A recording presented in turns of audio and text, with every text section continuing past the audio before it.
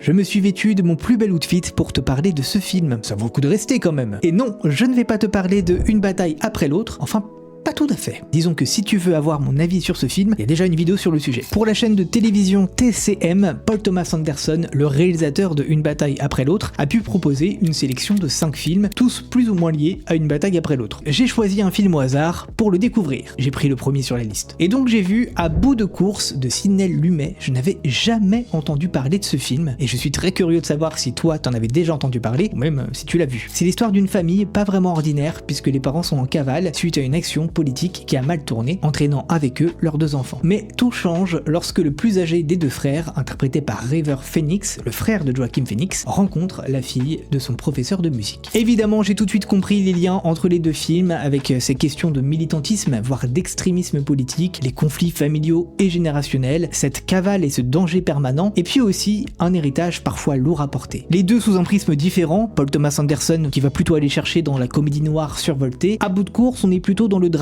clairement, c'est pas un film d'action, mais malgré tout, il y a des scènes qui remuent assez fort par l'intensité des émotions. Donc si le drame est un genre qui te plaît, je t'encourage à découvrir À bout de course en VOD ou en Blu-ray ou d'une autre manière, je veux rien savoir. On peut en discuter dans les commentaires et pense à t'abonner si c'est pas déjà fait parce que quand même,